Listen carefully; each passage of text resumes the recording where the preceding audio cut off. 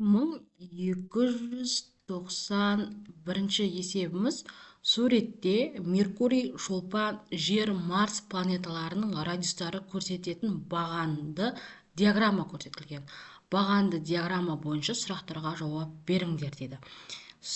Кестедегі радиустары берілген планеталардың ең үлкені қайсы дейді. Радиустарына бағанда көрсетілген бағаның ең үлкенін қараймыз, ол бізде Жер екен. Ең үлкен Жер. Ал ең кішісі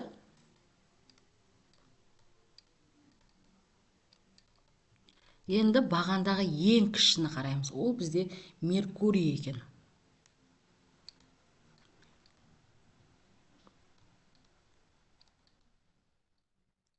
Ең кішісі Меркурий. Енді екінші сұраққа жауап берейік. Қай планеталардың радиустары шамалас? Шамалас дегеніміз ол бір-біріне жақын дейді. Сонда бізде Шолпан мен Жердікі бір-біріне жақын. Шолпан мен Жердің радиустары шамалас. Келесі 1292 есебіміз.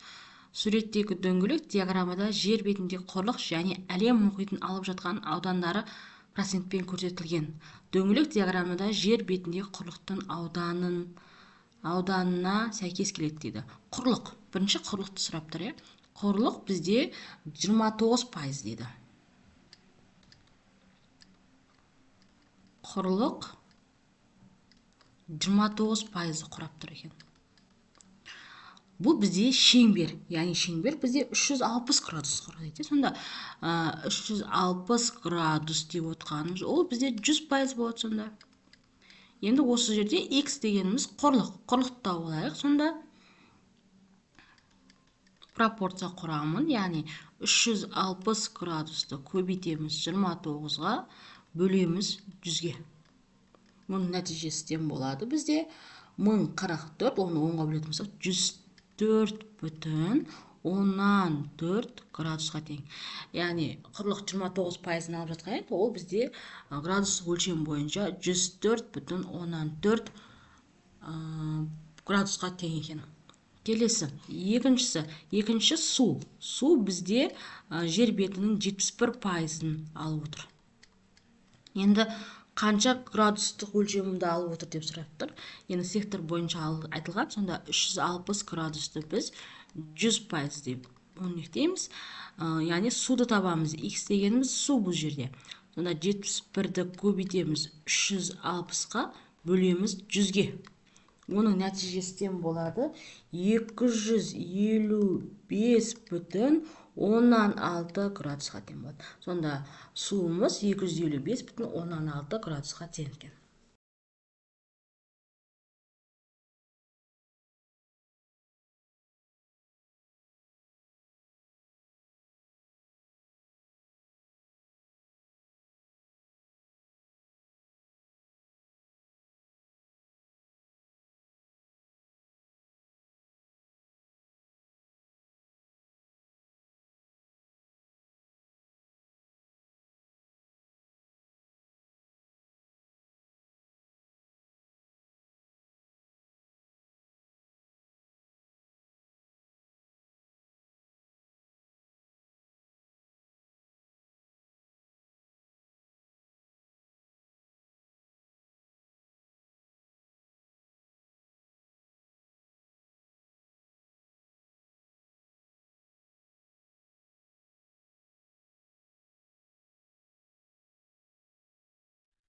Келесі 1294 есебін шығарайық.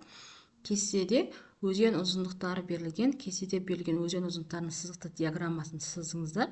Диаграммасын сызып қойдым. Енді ұзындығы 1 см кескіндедік. Енді сұрақтарға жауап берейік. Қай өзеннің ұзындығы ұзын? Бізде диаграмма бойынша ең ұзыны Тобыл екен. Тобылдікі ең ұзыны болады екен. Екінші сұраққа жауап берейік. Қай өзеннің қысқа, ең кішісі бізде Талас.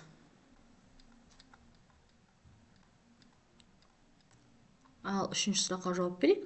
Қай өзендердің ұзындықтары шамалас? Шамалас деп отқан ұзындықтары сәйкес келетін, иә? Сонда ол бізде Аягөз бен Таластық екен.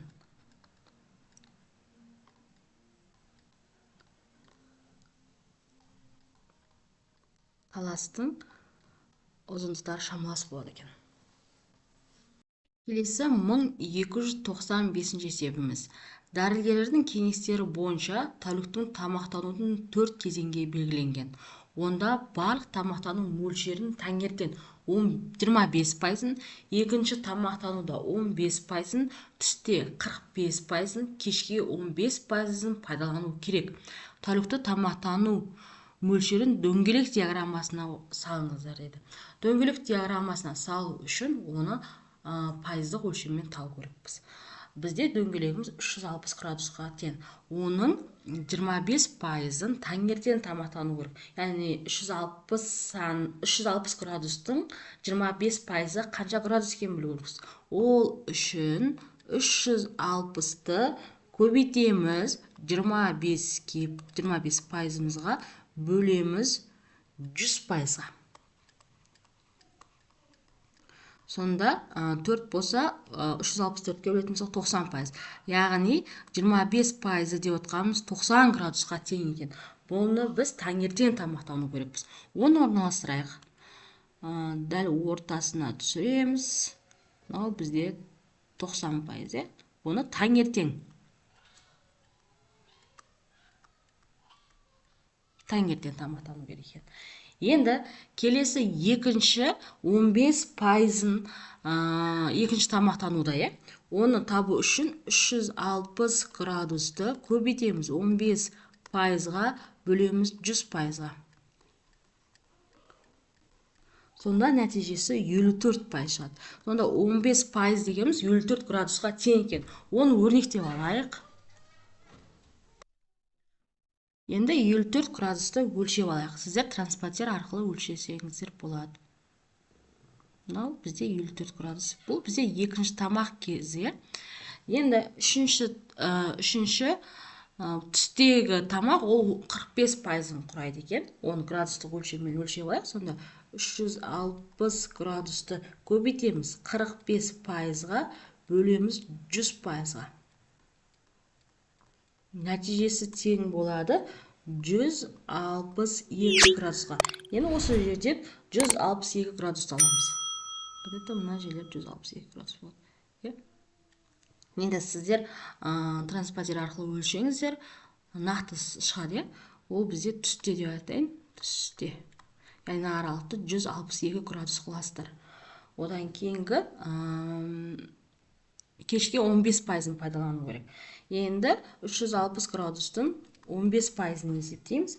Көбейтеміз 15%-ға бөлеміз 100%-ға. Нәтижесі тең болады 54 градусқа. Сонда мына бір жеріміз 54 градус болып тұр ғой. Ол дегеніміз сонда кешкі ас.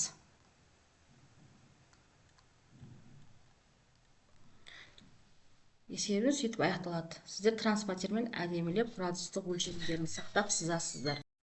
Келесі 1296 есебіміз. Көйлектің, пальтоның және қолшатырдың сатылым саны жыл мезгіл тәуелділігіне график диаграммамен берілген дейді. Енді бірінші сұраққа жауап беріңіздер. Жылдың қай мезгілінде көйлек, пальто көп сатылды дейді. Көйлек дегеніміз көп, ол жазда көп сатылған екен. Көйлек жазда көп сатылған. Ал пальто дегенімізді қызылмен өрнектеген екен, ол қыста көп сатылған екен. Пальто қыста көп сатылған, көп сатылғандар. Енді екінші сұраққа жауап берейік.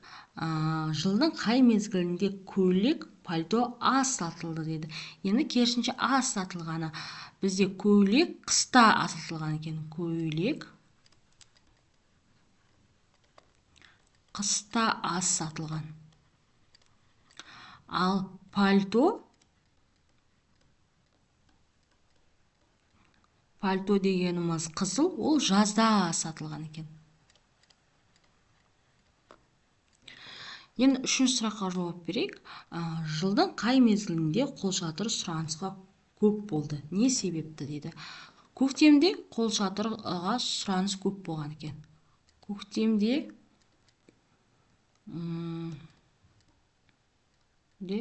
қолшатырға сұраныс көп болған. Қолшатырға сұраныс көп болған.